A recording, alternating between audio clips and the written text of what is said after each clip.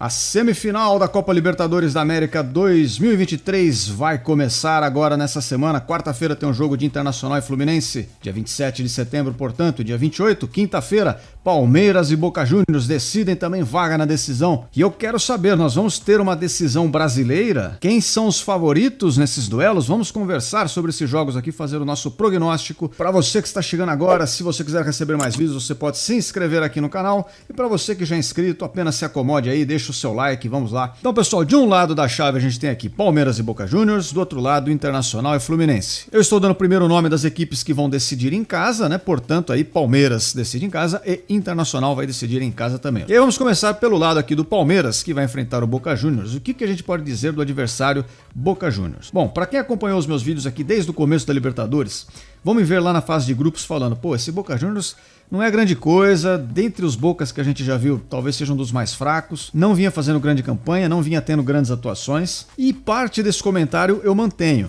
Realmente não é um grande Boca, mas também é verdade que desde aquela época, da fase de grupos até o momento atual, esse time melhorou um bocado.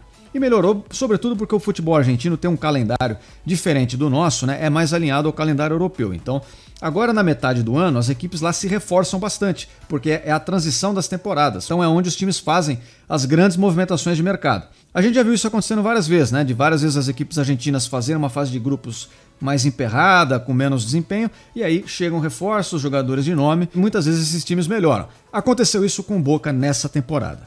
Porém, ainda assim não é um Boca inacessível, não é um Boca bicho-papão, é um Boca que qualquer uma dessas equipes aqui, Palmeiras, Fluminense, Internacional, poderiam enfrentar sem nada demais assim de tão espetacular. Claro, é um jogo que você sempre vai precisar ficar atento. Se você achar que já venceu antes da hora, você chega lá e toma uma pancada e aí não consegue reverter. Aquilo que a gente já sabe, né? Tem que respeitar todos os adversários. Se você quiser ser vencedor, você precisa levar a competição a sério. Mas é isso aí, o Boca Juniors não vinha fazendo uma grande primeira fase, melhorou ali no meio do ano, contratou algumas peças, a mais conhecida delas de todos vocês é o Cavani, ele que era da seleção do Uruguai e tal, acho que é conhecido aí de todos. Dá pra ver que o time se reforçou, é isso que eu quero dizer.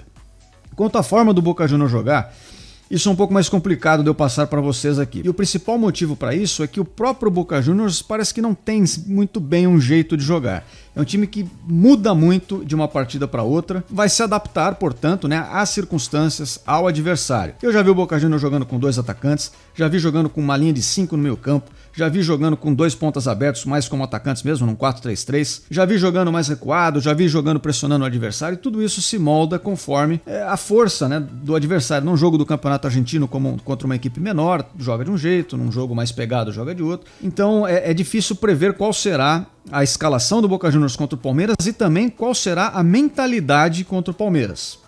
Eu vou dar um cenário hipotético para vocês daqui a pouco aqui para a gente desenvolver esse raciocínio juntos. Mas antes disso, só para completar. Então o Boca Juniors tem muita variação e não tem um modelo tão certo de jogo. E um dos motivos é exatamente o fato do time não ter um desempenho tão bom assim. Me parece que assim como o Palmeiras agora busca uma forma de jogar, né, com a ausência do Dudu, tentando repor aí algumas peças que não estão bem, como o Arthur, etc. O Palmeiras tem buscado alternativas e por isso varia muito. E o Boca Juniors é no mesmo ritmo. É um time que fica testando ali algumas hipóteses e por isso acaba se adaptando mais ao adversário e resolvendo jogo a jogo o seu caso. Bom, portanto, ao jogar contra o Palmeiras agora, falando da postura, existem 2 hipóteses aqui.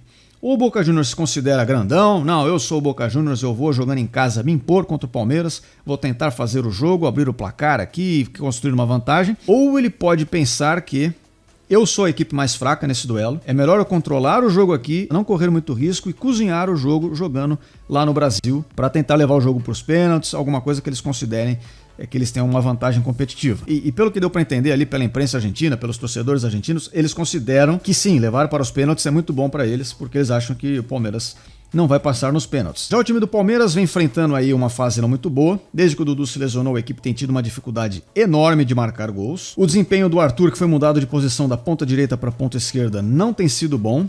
A dupla de laterais ali pela direita, Mike e Marcos Rocha, não tem funcionado tanto assim.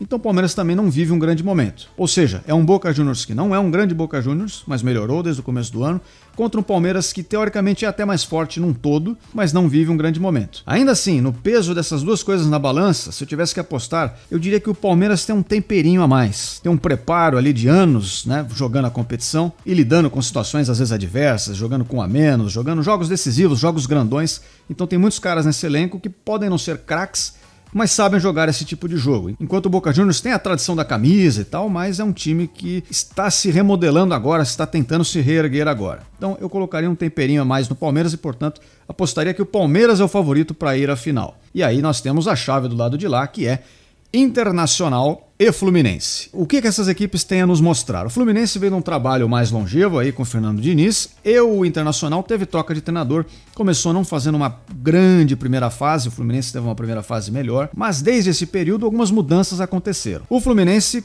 teve uma queda de rendimento, me parece. Ele não joga tão bem quanto no começo do ano. E aí você pode colocar vários fatores que influenciam nisso. Lesão de jogadores, a exaustão do decorrer da temporada, porque o estilo de jogo que o Fluminense impõe requer que os jogadores estejam bem fisicamente, a própria oscilação, né? Os jogadores um dia jogam um pouco melhor, uma fase um pouco pior, tudo isso entra na conta. E o Internacional tem um estilo de jogo diferente em função também da troca do treinador, né? O Mano Menezes começou jogando de um jeito, o Kudê vem para jogar de outro, e mesmo assim o Kudê, dentro das suas características, ele tem mudado também, tentado se adaptar um pouco mais às partidas em específico. Pode notar, se você acompanhar os jogos do Internacional, que na Libertadores ele adaptou muito mais o time ao que o confronto pedia do que ele faz no Campeonato Brasileiro. Na Libertadores, no jogo contra o Bolívar, o jogo foi um lá e o jogo foi outro aqui. O Kudê preparou bonitinho o time ali para sair nos contra-ataques, aproveitar do Bolívar vindo buscar um resultado e conseguiu. Já no jogo contra o River Plate, o Kudê se colocou numa posição de time mais cauteloso, como se fosse um time mais fraco para jogar com um time mais forte, e não tentou bater de frente com o River Plate, fez também um jogo ali mais trancado. Em parte do jogo deu certo, em outra parte não, no jogo da Argentina, depois jogando aqui funcionou já de uma outra forma, o time buscou um pouco mais, levou a disputa para os pênaltis e tal. Então, jogando contra o Fluminense, eu imagino que isso se repita. O Kudê vai adaptar o time a uma equipe que provavelmente ele considera mais forte tecnicamente também e vai tentar explorar transições e a velocidade dos seus jogadores até para levar um jogo para casa, né?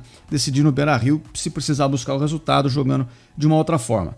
O Internacional também não fez uma grande primeira fase, mas assim como o Boca Juniors lá, aqui no meio do ano conseguiu algumas contratações interessantes, sobretudo o nome do Ener Valencia, que tem sido um destaque aí nessa Libertadores, é um jogador muito perigoso. E lá do lado do Fluminense, como eu disse, é um time mais coletivo, depende um pouco menos de peças específicas, mas é claro que a ausência de jogadores titulares, jogadores que não estejam em boas condições físicas, talvez um Arias da vida, assim, fazem falta também, é claro, né? Nenhum time passa 100% ileso a essas perdas. Então é um time que perdeu um pouco de rendimento desde a primeira fase, mas ainda é um time competitivo, é um time que está ali entre as cabeças do Campeonato Brasileiro e são estilos de jogo diferentes, né? O Fluminense eu acho que não vai olhar tanto para o adversário e vai jogar mais em função do seu jogo. Já o Internacional vai olhar para o adversário e jogar em função do adversário.